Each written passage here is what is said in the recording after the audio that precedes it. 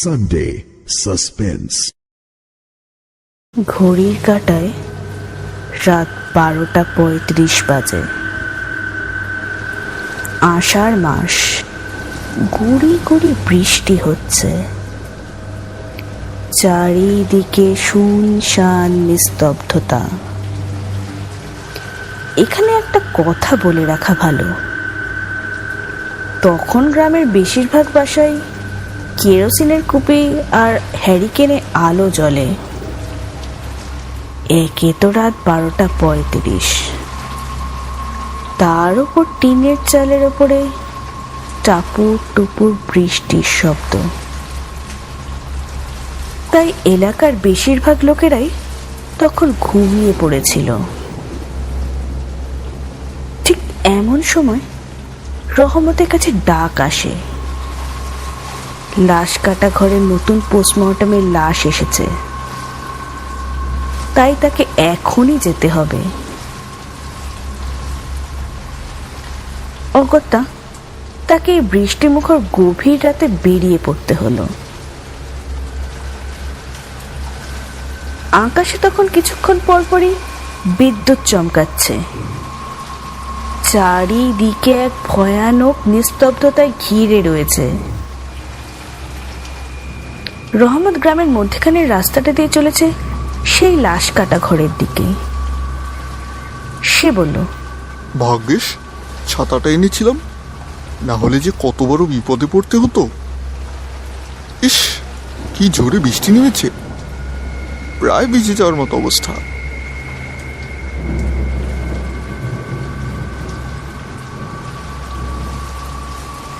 এই কথাই বলতে বলতে সে লাশ কাটা ঘরের সামনে এসে চাবি দিয়ে তালা খুলে ঘরে প্রবেশ করল। সেখানে আগে থেকেই তার জন্য লাশ পাঠিয়ে দেওয়া হয়েছিল।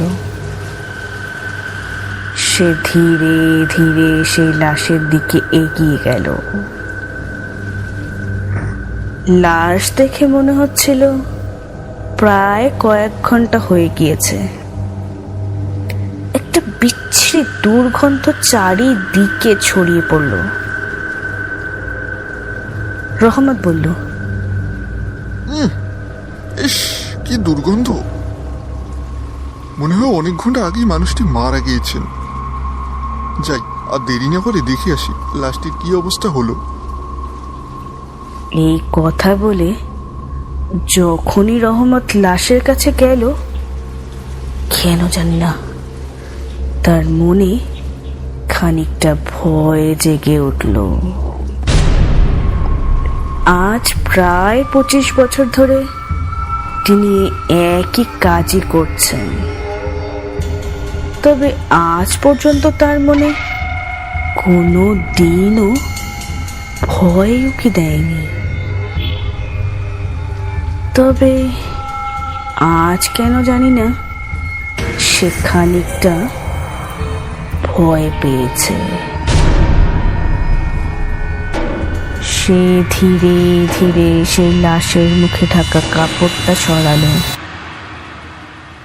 কাপড়টা সরিয়ে দেখা গেল সেখানে রয়েছে এক 17 বছরের ফুটফুটে একটি মেয়ে। সে বলল, ইস, এত ছোট বয়সে এত বিবস্ব মিত্র। কে হত্যা করলো এত সুন্দর ফুটফুটে মেয়েটাকে? এই কথা বলে রহমত যখনই লাশটি কাটার জন্য হাত বাড়ালো, হঠাৎ তার চোখে পড়ল লাশের চেহারার দিকে। সে দেখল লাশের চোখ দুটো নিষ্পলক ভাবে তারই দিকে তাকিয়ে আছে। যেন মনে হচ্ছে চোখ দুটো হিংসায় ক্রোধে ফেটে পড়ছে। হঠাৎ মনে হলো চোখ দুটো একটু নড়ে উঠল না। রহমত প্রথমে ভাবল এ বুঝি তার মনের কোনো কল্পনা, হয়তো বা সে ভুল দেখেছে। এই ভেবে রহমত আবার যখন লাশটি কাটার জন্য তার হাতটি বাড়িয়ে দিল, হঠাৎ সেই মেয়েটির লাশটি তার দিকে ঘুরে তাকালো। রহমত চমকে উঠল। হঠাৎ সেই লাশটি রহমতের দিকে তাকিয়ে এক হৃদয় কাঁপানো হাসি দিল।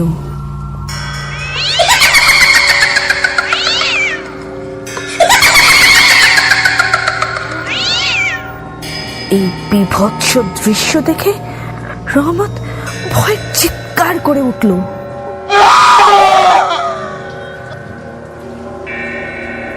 রহমতে বুঝতে বাকি রইল না, আজ সে এক ভয়ানক অতৃপ্ত আত্মার শিকার হতে চলেছে। এবার সে ধীরে ধীরে সেই লাশটা স্থানের দিকে এগিয়ে যেতে লাগলো। হঠাৎ সে দেখলো সেই মেয়ের লাশটি তার পেছনেই দাঁড়িয়ে আছে। সে কি বিভৎস হাসি! সে বলল,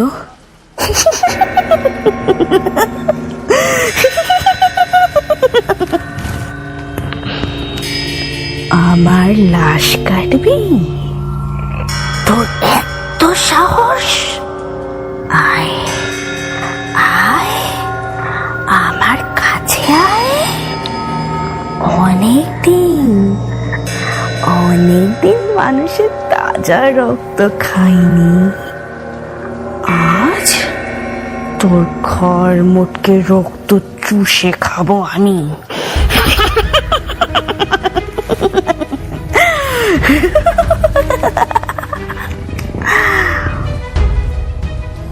রহমত তখন ভয় কি করবে বুঝতে পারছিল না।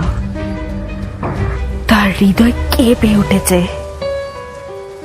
সে কোনো মতে বুকে সাহস নিয়ে সেখান থেকে পালাতে যাবে, এমন সময় তার সামনে সেই পৈশাচিক লাশটি চলে আসে। তার চক্ষু থেকে তখন রক্ত গড়িয়ে পড়ছে, দাঁতগুলো বেরিয়ে পড়েছে। এই বিভৎস দৃশ্য দেখে রহমত ধীরে ধীরে পিছুতে লাগলো।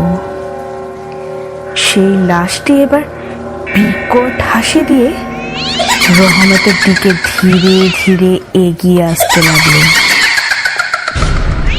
রহমত বুকে খানিকটা সাহস নিয়ে কোনো মতে সেখান থেকে এক দৌড়ে সেই লাশ কাটা ঘর থেকে বাইরে বেরিয়ে আসে।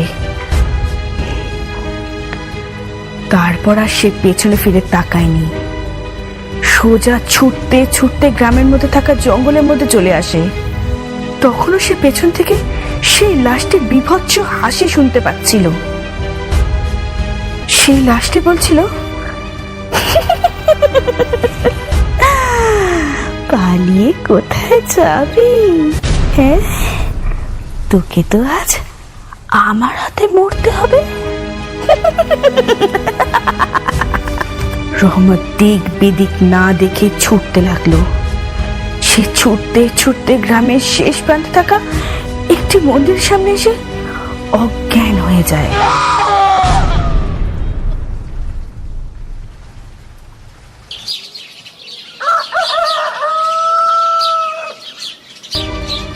পরের দিন সকালে জ্ঞান ফিরতেই রহমত সেদিন রাতে তার সাথে ঘটে যাওয়ার সমস্ত ঘটনা গ্রামবাসীদের খুলে বলে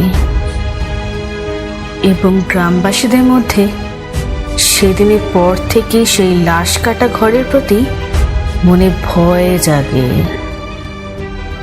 সেদিনের পর থেকে রহমত সেই লাশ কাটা ঘরে আর কোনো দিন কাজ করেনি। তবে আজও শোনা যায় সেই লাশ কাটা ঘরে সেই ভয়ানক লাশের হৃদয় কাঁপানো হাসি।